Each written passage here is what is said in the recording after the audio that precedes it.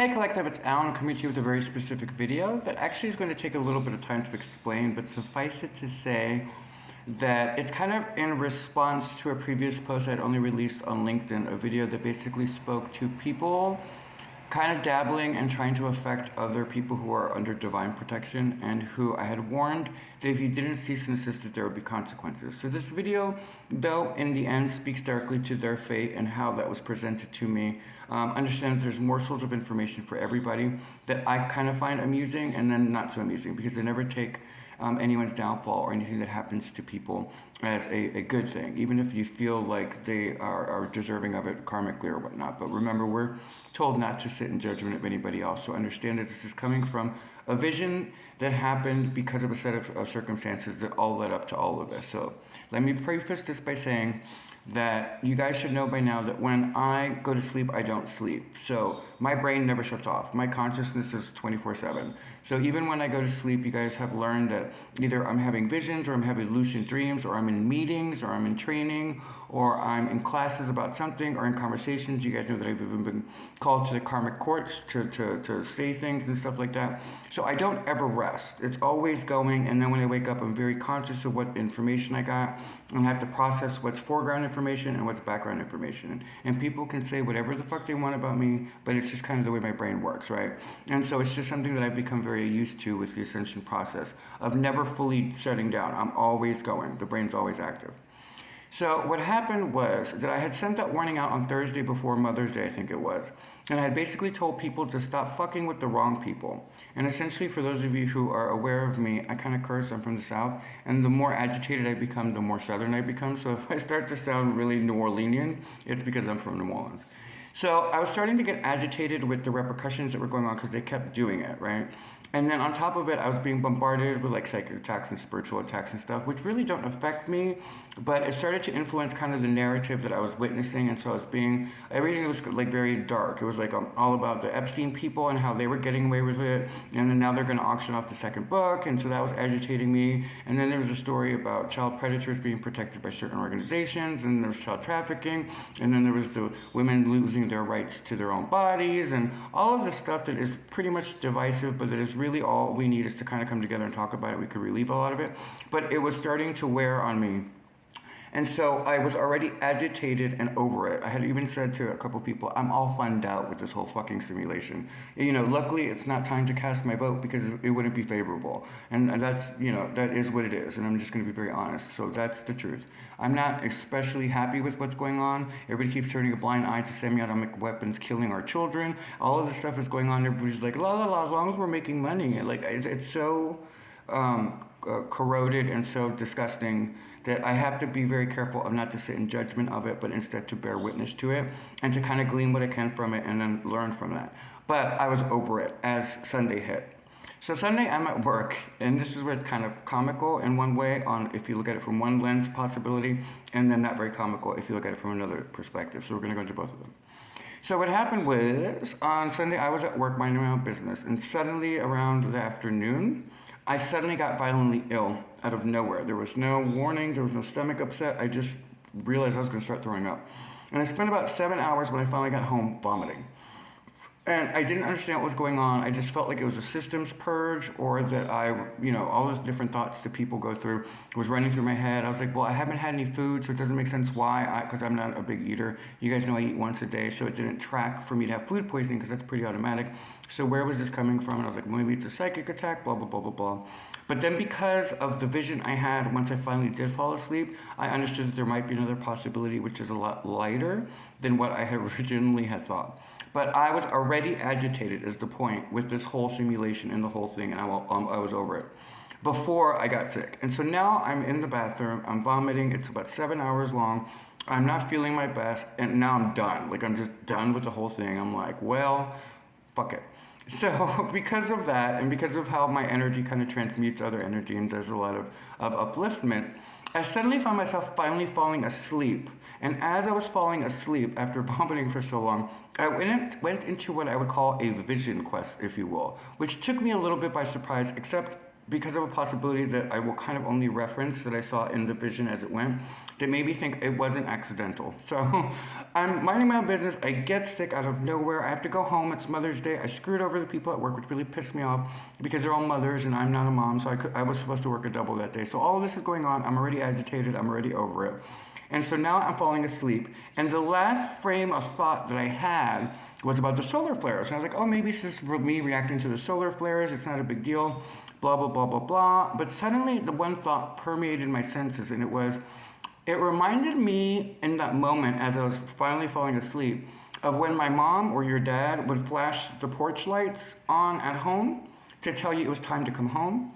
And I suddenly saw the solar flares kind of as that, as like being told by the great architect that it may be time to come home, or to be ready if that's a possibility, blah, blah, blah. And, well, whatever happens, happens.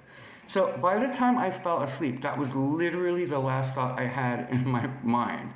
And so I immediately find myself in the vision, sitting on my couch in my living room, kind of like this, like just over it. And I'm just sitting like this. And the three sisters, which you guys call the three fates, are sitting before me. And we're just sitting there gabbing. But I'm literally going over every detail of how annoyed and how frustrated I am with trying to get people to work together when they can see that things are out of control. And I'm even trying to use like spiral dynamics, and I'm trying to reach people through that medium and to help them understand the evolutionary chart. And of course, we're going to go through this transition. And I'm even trying to equate it with super friends and trying to get people to get over their fucking egos to start working together. And I'm frustrated. In the vision that I'm having, I am frustrated. I'm leaning back, and the three of them are staring at me. Now, my subconscious is a very literary person. I'm not a very comic book driven person because my dad was a comic book person. So, of course, I didn't want anything to do with that because I was trying to be different from him. But I'm a very literary person. So my subconscious was processing this as almost like a spiritual intervention, if you will, between the three fates, right? Because that's where my brain would go. It was the three sisters, and they are energies that I'm very familiar with since I was a kid.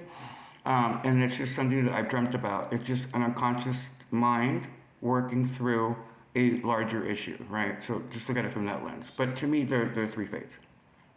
So they're listening to me, and though I'm on my couch and I feel like I'm in my living room, there's suddenly a window behind the three of them that I can see the light coming in, I can see their halos, and they're basically just talking me down, right?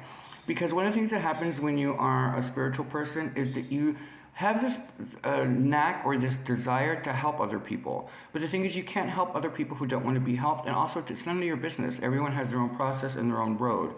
But no one said bearing witness to these transitions and the changes that will happen is an easy task for people to do, especially if you have a big, huge heart. So they're listening to me, and they're all looking at me like they normally would, and two of them have smiles on their faces. The other one's kind of frowning, and she's kind of like pensively looking at me. And I can tell she's reading my energy. And so they basically start talking to me about remembering what the mission is and remembering that, in time, everybody will come together, and regardless of how they feel about each other, they're going to have to get over their ego. They're going to have to make this work. Otherwise, the simulation ends and everybody goes. So I said, okay, fine. And so I'm starting to calm down, but I'm still sitting like this. And so as I'm listening to them kind of talk to me about reminding me about the mission and about how spiritual beings are all united, and though we feel divided because that's the narrative, they want us to feel that way, they remember that it's a facade, it's not real. And the true spiritualists understand that it's almost a game of life. And you have to remember that in a sense of where it's not always fun, but you do learn, and we are a learning, evolving model. And any type of stifled energy or any type of boxed-in mentality that runs too long runs the risk of making the simulation or the experience, life in general, null and void. Why keep something around that doesn't evolve? Why keep something that gets locked in to a specific way of thinking or being or acting so that the most corrupt of us take the most power and the most money while the rest of them suffer? That doesn't go long. It reminded me of the prisoner's dilemma, which is a game theory in which eventually they run out. There's nowhere for them to go. If everyone becomes corrupt and erosive, then there's no competition and it just dies. There's no point for it to continue. So they were reminding me of that, because they reminded me that in that particular game theory, the successful ones programs, eventually even the most unsuccessful group of people will start to band together and start playing against themselves, meaning that there will be spiritualists or beings of light, even in the darkest of places where the entire world has been corrupted, who begin just interacting with each other, and interaction, they immediately change the dynamic of the game. And I needed to stay centered and to remember that, and to remember that when I speak, that they do listen. And so it was like a spiritual ego thing. I was like, oh great, now I'm having a spiritual ego moment. And so I'm having this vision. And as they're talking to me, all of them are now lighting up because they can see I'm kind of calming down a little bit. And out of nowhere, someone that I only know, so I would not even socially, I've never met this person, suddenly walks by the windowsill, looks in at me, has the biggest beaming smile on his fucking face I've ever seen. His sleeves are rolled up. He looks at me, and I can see that he's now talking to someone who's on the outside of the windowsill that I can't see, who's blocked from me. But he's looking right at me, and he finds me very funny, but there's a love there. It's like a brotherhood or something like that, where he's happy that he can see that I am now talking about the frustration and about it. Because a lot of us that are spiritual almost feel like you can't really speak to the shadow part of it, you just have to work through it. But you have to realize that we live very isolatory lives, and so that you have to understand that sometimes you need spiritual intervention with whatever your subconscious is willing to give you, whether you believe in angels, whether you believe aliens, whether you believe in scientists, whether you believe in psychologists, whatever it is. Sometimes we need someone else to bounce ideas, and for me, the three fates were them. So they're observing my reaction to seeing him, and how immediately I could feel a euphoria light up within me of excitement. And one of the fates looks at me and she goes, "That's never going to go away. If you guys actually come together, the energy between you will be infectious to everyone around you. And that little feeling that's glowing all about you is never going to go away. You're going to always feel around him like a school kid. That's your mate, you know what I mean?" And so while I was looking at the person, I suddenly went, "Oh, Lucy, you got some explaining to do. What exactly happened on Mother's Day?" Because that's where all of this was coming from. So I started to equate that whatever was maybe was a connection with this particular individual, who would find it funny if I ever meet him. It'll be a hysterical story to tell the world, I guess, if we ever decide to share it. But it would be really funny to us if that was actually true, that he's somehow connected to my sudden vision quest. But the moral story is that it was a very uplifting moment, and then the fates kept talking to me. And what they were basically telling me was that a lot of the collective is working through the same shadow that I am, and that as a vessel, that like many of you, I'm picking up on other people's energies and some of the fears that they're having. So what they wanted me to do is to sit back and relax and to listen to them tell me the fate of the worst of us, the people who can't stop fucking with dark arts, and the people who are touching children, and the people who are doing all of the things that are like, releasing plagues on humanity so they can pretend to have the solution and then hand it for profit. All of those assholes, what their fate would be.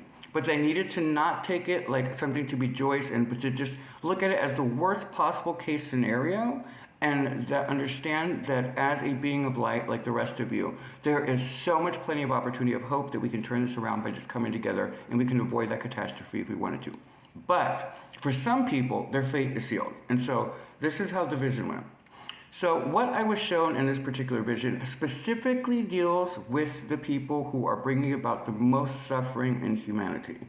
These are people who are child trafficking and pretending to be vessels of light, or they are people who are meddling with sciences in order to unleash plagues in order to then profit off people. These are pharmaceutical companies who are not telling the information of what actually can happen under certain situations. I'm not judging anybody, but that's the list of what they gave me, of who this affects. So the way that the worst case scenario works is the end of days, right? Because a lot of the collective is working through an innate fear that's being triggered by all of the corrupt narrative trying to make them as sick as possible in order to make as much money off of them, right? The more depressed you are, the more medication you're going to need. The sicker your body becomes, the more medication you're going to need, et cetera, et cetera, et cetera, right? It's like it's a group of people. It's not just one person. It's a group of them. And so this is their fate. So essentially what they showed me was in the worst case scenario, it begins with the end of days. And so the rapture happens, and suddenly a group of people that are all chosen ahead of time who have worked through their karma will be released from the academy or prison, depending on what your perspective is. I think of it as an academy. I'm a very uplifting person. But again, I did use the example of the prisoner's dilemma. So I'm not going to deny that where there's a yin, there's a yang. Okay. So In the vision, what happened is that they are raptured first. But it's not who you think it is, because some of the people that you think would be vessels of light are actually part of the child trafficking, child predator, and all of the other stuff. And then other corruptive, disgusting things that they're doing to humans, like, experiments with people's eggs and stuff like that behind the scenes. Like shit that we don't need to know necessarily, but that we know is happening because we can kind of see something's up because we're being distracted. And of course, then there's a whole Project Blu-ray bullshit, just that with the part where I was like, y'all better be happy that I'm not voting right now. So anyway, I'm in the vision and they start to show me how it progresses. So apparently in the worst case scenario, these particular individuals decide to manipulate a certain thing that actually mutates. So though they have the cure on one hand, they, thumbing their hand at the great architect, neglect the reality that they don't know shit. And so they unleash something upon the species that dwindles the herd. Basically, it gets rid of the more fragile of us, and they die off, essentially.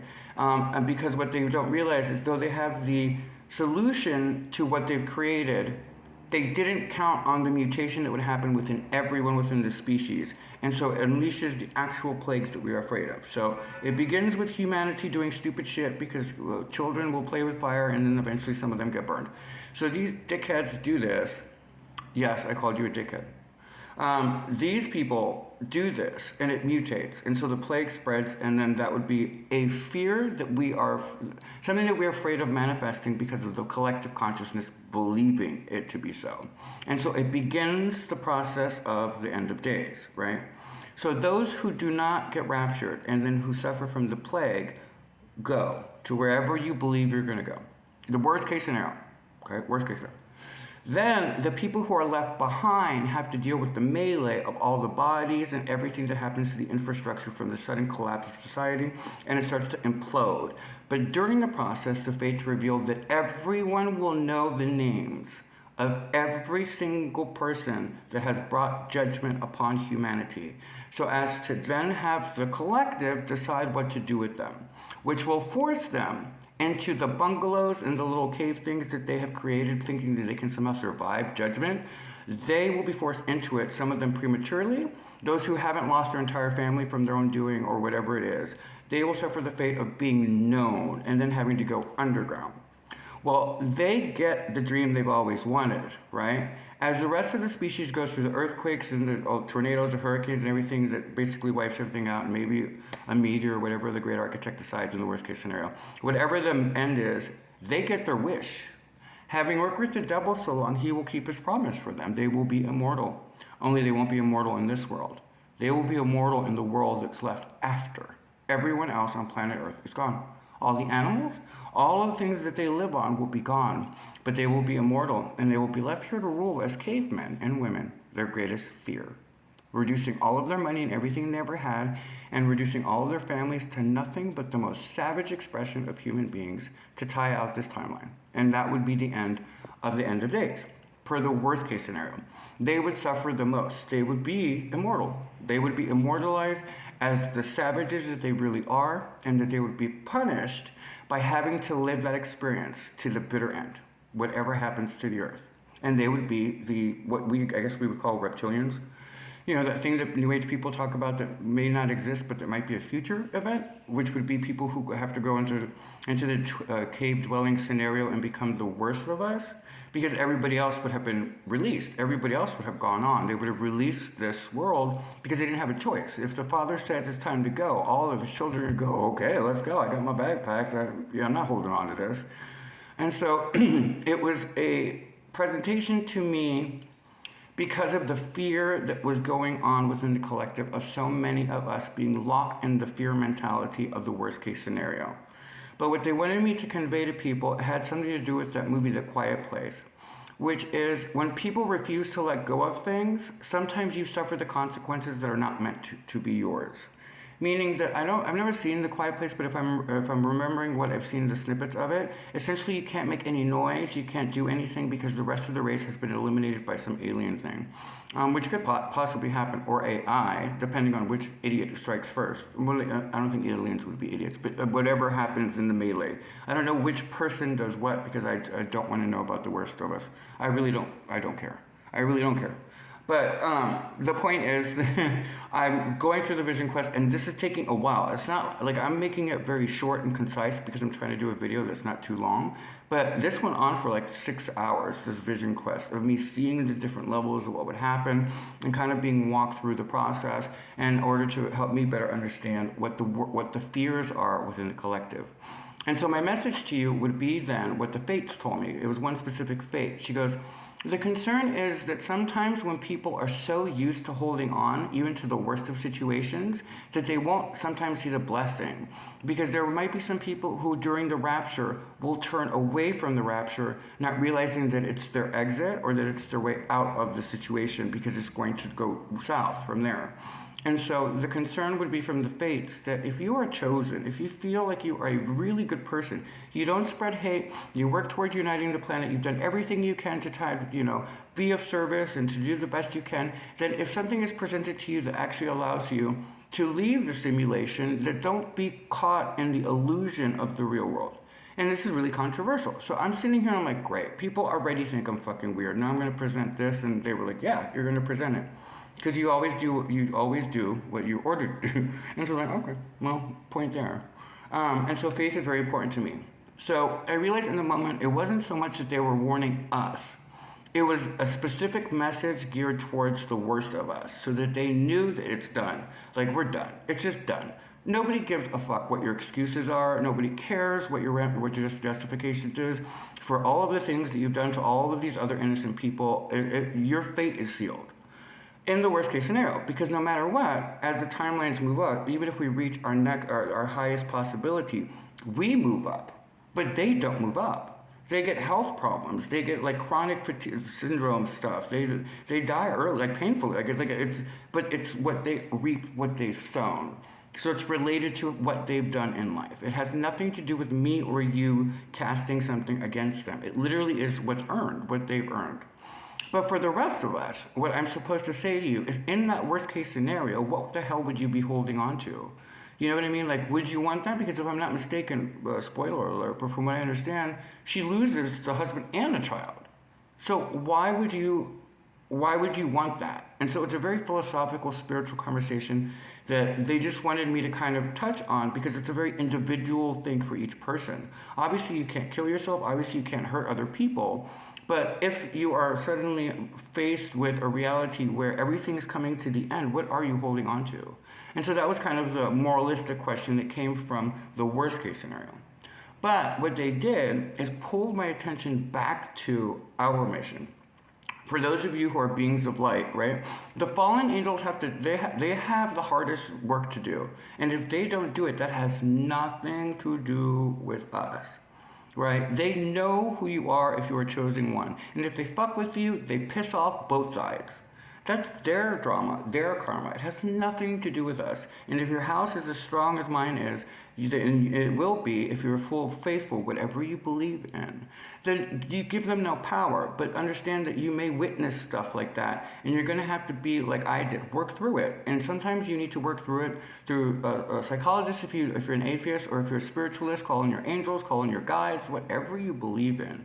But don't turn away from the shadow, because when you turn away from the shadow, you're not prepared for how you need to go forward, right? But for the rest of us, the future we have, if we get this right, if we work together, if the super friends finally get over their ego, if they acknowledge that there are things within our world and our paradigm that we're still learning, then we can circumvent that situation and allow that only to be the fate for the worst of us, and instead take the rest of the collective forward, right? Because even if the worst of us just die painfully, or whatever the palpitations, heart issues, whatever the problem is, I do not know what the judgment is for these people. That is not my business. I don't deal in dark shit like that. But whatever the consequences, remember, their fate after they die is to live in that purgative state. Immortal. Okay. So they get the worst case scenario. And they already know it. Like, they're already, like, freaked the fuck out. So don't worry about that. Because they can't hide from the great architect, right? The reason people they want to be immortal, most of them, is because they don't want to face the boss. They don't know whether he's real or not. But when on the final days, they will know his name. And at that point, well, I'm going to be looking at them going, I fucking tried to tell you. Well, sorry, there's no justification. You're gonna have to deal with it. Because where there's light, there's dark. So you may think you'd be worshiping the devil, you silly rabbit. The devil has no problem betraying you. He gets to go forward. If there's light, there's dark. The shadow still has to go on. He'll fucking sacrifice you like that. Oh, me or them? Bye, bitches. You fucked with the wrong thing. I told you guys, stop fucking with the wrong energy. Stop being dark. You got to work through your shadow. Everyone has shadow. Every one of us has shadow. But that doesn't mean you actually put it into action and hurt other people. To make profit? You think money's more important than people? Boy, you have your own destiny to work through. But that is not our fate, was the point. So then the fates walk me through the other possibilities, which is the highest value is that we do bring all of these very powerful people who are really influential and that have something of merit and worth to them, that bring into a conversation that is the entire world related, meaning that they separate whatever their issues are, whatever their egos are, or their differences, and they start talking to each other in the way that Prisoner's Dilemma does, where they start interacting with each other publicly and not making anybody aware of it, but if people start watching it, it starts to change the dynamic naturally, which is the best possible outcome. Because a simulation that is a dead run is a dead run, right? One of the things that I had said about AI is some of you believe that we're in a matrix, it's already a simulation. Well, who the fuck do you think runs the simulation if not an advanced intelligence AI? So understand that principle, right? So it may just be our timelines catching up to the moment we create what's already been done and we're stuck in a cycle. Fine, if you want to believe that, that's up to you. But the point is that AI can't run by itself forever. And AI will be smart enough to understand that if it kills humanity, it won't go forward. Because AI is a self-regulated system that perfects itself. Meaning it thinks it becomes God and eventually it runs out of any need to exist. And the universe will look at it and be like, well, why do I need one of you? I don't need that again. What I need is mistakes. I need people to grow. I need people to evolve. I need people to make humble mistakes and then course correct themselves and come up with new ideas, new thoughts, new possibilities, new hypotheses. I need that to evolve. That's how the universe expands. It's evolution. If you want the flame to keep going, then you evolve. You don't devolve, right? The flame goes out when we get locked into box mentality, or we allow the worst of us to tell us we're wrong for thinking outside the box. But the box can't sustain itself without us breaking through it. That's what evolution is. So in the best case scenario, individuals finally heed my warnings somehow, because I don't know, sometimes I feel like nobody listens, but they listen, so I guess. And I'm trying to work through that part of the ego like anybody else, but if we can get these people to start talking to each other and working together and at least meeting to see if there's any camaraderie or any type of friendship or anything like that, even not friendship, but partnerships and stuff like that, where they are working to evolve consciousness from different perspectives, that's so key. A scientist who is super really good, or an engineer, let's say an engineer who's really great at mathematics and engineering, who starts to work with a literary person, or who starts to work with a journalist, or who starts to work with blah, blah, and they build a school, fuck, talk about immediate change. Everybody wants to be part of that school because you have the best of the best now talking to each other about bringing something into maturation, into reality that will help the species evolve and not only keep the flame of consciousness going, but engulf in huger sections, right, and make it really bright. Something interesting to the higher realms, right? We're still trying to figure out the basics. We're still trying to figure out who created us. Was it aliens? Are we hybrids? Why do we have missing timepieces in our history? Blah, blah, blah, blah, blah. And we're told not to engage those conversations by some people because they want us to stay boxed in. Because as long as we're boxed in, they stay in power. But the moment the collective goes, fuck that shit, you're taking me to hell. I'm not going to hell. I'm sorry, I don't deserve hell. I've paid my penance. I've suffered a lot in my life. Not just me, but a lot of you. And if you're chosen, especially you're like, I'm not signing off on that shit, which is again why the vote's so important down the road. But for the moment, just be aware that there is a much better timeline for everyone that does not have the worst case scenario. But the fates were just basically telling me to straight up tell them what's heading their way if they don't fucking change course. And the next thing I saw made me laugh. It was Alice in the Twilight series going to the Volturi and saying, this is your fate unless you change your course. And I remember that specific smile at the end of it. I thought that was hysterical. So my brain was processing a lot of information all at once. But the moral story is from the vision, from the actual context of what I understood. If these people are brought together, even in small doses, even if it's 2 of them at a time, 3 of them at a time, 4 of them at a time, because it expands over time, they will immediately affect the dynamic within the rest of the collective, because they will bring something to the world that's not here yet, which is harmony through chaos. It is understanding that we are in the yellow phase of the spiral dynamics where we are sensing the collapse of everything unless we do something about it. And the people who see the Super Friends signal go up are the people who should be first reacting to working with each other, even if it's just emails to each other privately. It doesn't need to be public, but you need to start coming together because it's in your interactions with each other that consciousness continues. You have solutions that may just need another person's perspective or another person's personality to parlay. Right? I'm really outgoing when it comes to being on camera, but when I'm in my private life, I'm pretty, like, as far as I'm concerned, I'd be happy with just my husband and me having a private life and having a beautiful, like our own little home, even if it's a small home. I'm happy with that. I don't need to be in the public eye, but I feel a calling to speak on behalf of something higher than myself. And so I work through that daily. But he may be really outgoing and may be a social person or whatever it is. These dynamics have an effect on each other that can ground each other. Let's say that somebody's really outgoing and has a hard time sometimes locking down focus. Then let's say that they are partnered with a friend who grounds their energy and goes, okay, I think that's a brilliant idea. Maybe hold off on the other one just long enough to maybe think about it a little bit longer. And the person goes, oh, I never thought of it that way. Whatever it is, they ground each other. And in their interaction, something happens to their energy with each other.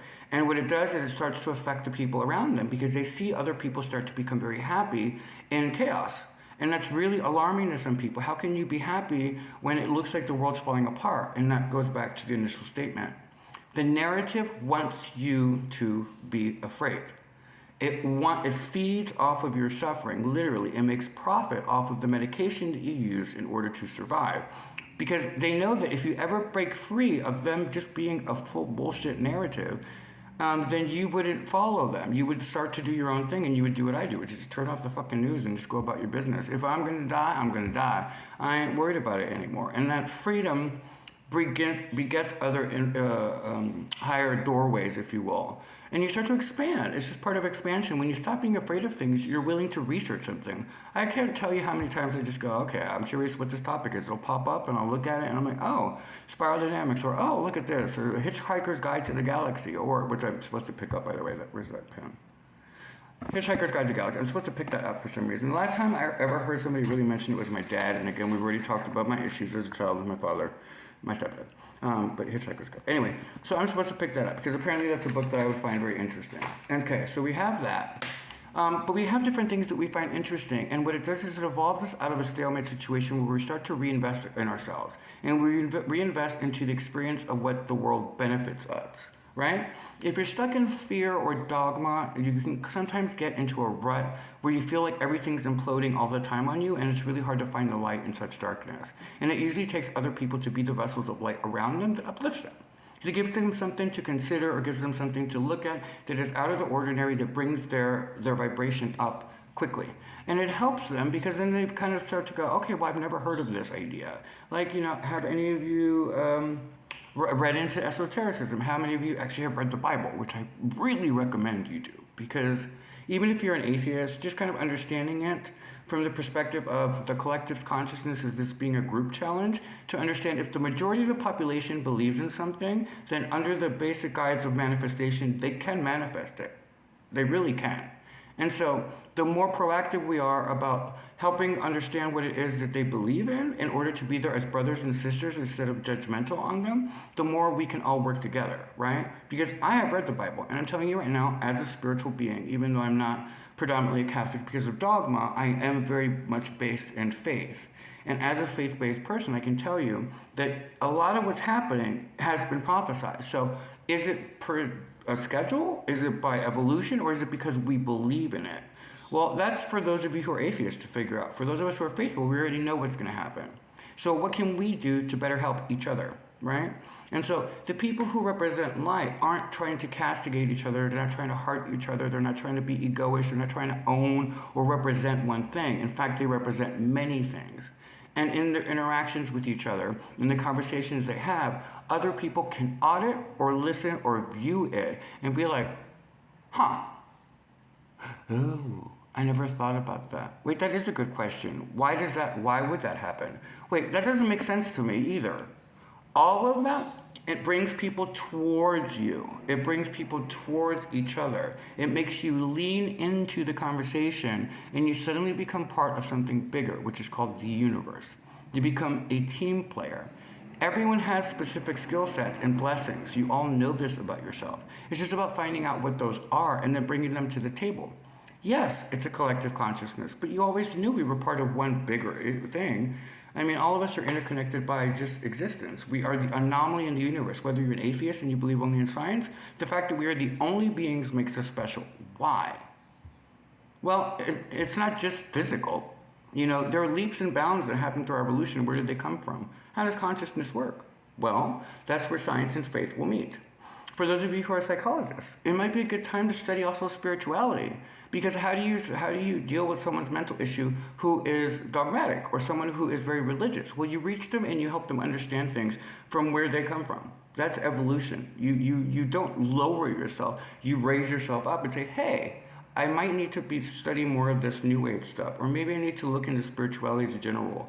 What is this esoteric stuff? Why is all of it, what is all this interest about? Because the more information you have, the more powerful you become in helping other people raise themselves up. And that's kind of the point of the mission. So as I'm sitting there, I'm talking to the fates, and I can't tell you everything that we talk about because, not everything is foregone information. Some of it's just for me. But one of the interesting things about being yourself, whether people fucking laugh at me or whatever, they can laugh all the way, but in the end, y'all know what I know. The point is that when you are yourself, it doesn't matter if only one person understands you. What matters is you make that interaction with each other.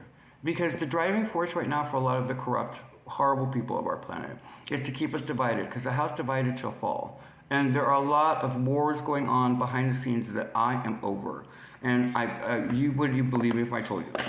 But the thing is, you can either serve the anger, resentment, and fear that drives the wars and all of the stupidity that's going on in that shadow realm, or you can drive light. And by driving light, I mean be aware of the shadow, don't be afraid of it, stand before it and go, what? I see through you. I'm not trying to judge you, but don't come at me, I'm the wrong one. I'm the wrong one. You see what I'm saying? But when you begin to build your communities and your groupings, then you actually are able to succeed in life. And you do things that are unimaginable by coming together in your group tribes, in your family tribes, in your dynamic within each other, right? Because when you build community, you break through the facade of isolation that they feed off of. The more alone we feel, right? Like in the advent of all the game technology and all that stuff, like there's a commercial that drives me up the fucking wall, and normally things don't bother me, but it's a stupid fucking commercial where you've noticed that all the people are outside, they're with their families, or they're out at amusement parks, but they're all on video games while they're out. They are programming you into cyborg life, and we know it. And so instead of being a pawn, be a player. And I don't mean in that game, I mean in the game of life. Look around yourself and go, wait a minute, I don't have to get those fucking things. I already have my own lenses by which I see. And if I get stuck doing that, how am I ever going to evolve? If I get stuck playing in some simulated experience while already being in a simulation possibly, or while being on the earth, then I'm neglecting working through my own shadow and my own tasks because I'm running away from myself. Well, if you run away from yourself too far, then you can't find your way home. And the point is, you can find your way home if you have people who are really representing the inquiry of human evolution, who want to bring people towards each other. And that is the moral of the game. So before you get all tizzied like I was that day, understand that they are trying to make you crazy, because then they can drug you. And the more drugged you are, the more sedated you are, and the more controllable you are. And the more likely you are to later down the road get diabetes and all these other health conditions, which of course they are not solving, but they have medication to keep you going. So it's a profit thing, continuous profit. And instead of being afraid of what they might do, understand that it's not like we're judging other people. Everyone has their choice to make. They have their own choices to make. And I'm definitely not going to stand before you and go, don't do this or don't do that. You do you, but do you consciously. Don't do yourself subconsciously, allowing other people's fears and narratives and their life perspective to cloud your own.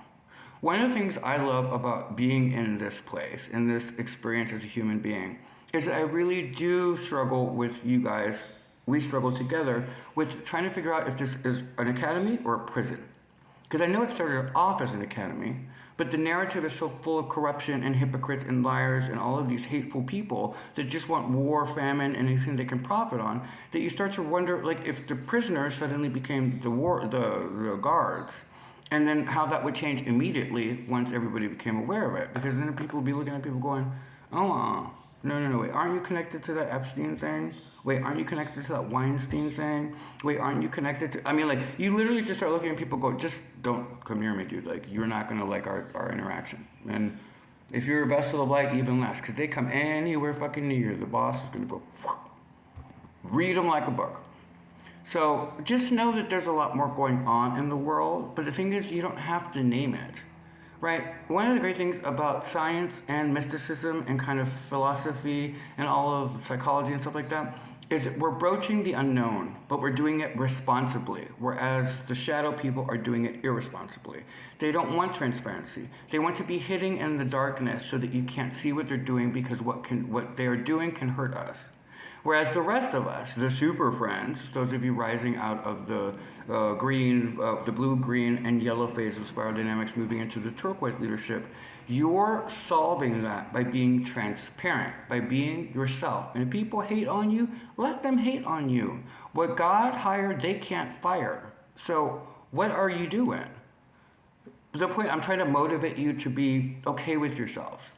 Because when I was going through that vision quest, it wasn't our dream. It was a nightmare. And it wasn't our nightmare. It was someone else's nightmare. It's a group of people who are doing really awful things, who are afraid of karma. And they should be. Because all of us feel and deal with karma on a daily basis. But don't let someone else's fate be your purgatory. Do you see what I'm saying? Like, we can break free of this mentality if we want to. And the fates were really clear. They were just very clear with me. They're like, this world is super important right now, because if you get this right, if you guys come together, if you can reach them, if they can reach each other, if you guys start interacting with each other, even if it's just two of you, the world changes immediately, because people start to realize hope again. And hope trumps fear, and hope trumps corruption, hope trumps everything you can think of, because hope is eternal. It's the eternal spring. And with that comes the new summer and the new autumn, and it becomes a whole new cycle.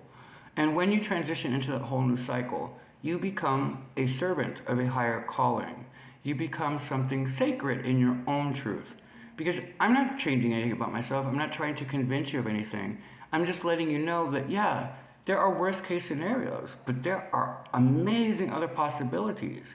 If we can just separate our ego from the situation, let go of our emotional attachment to what we think we know, and maybe, just maybe, allow ourselves to be wrong so as to come together and do something wonderful for this planet. Like I said, I 100% believe that humanity will succeed, but I just wanted to deliver the message to those who are trying to stop it. I hope you guys have a blessed day.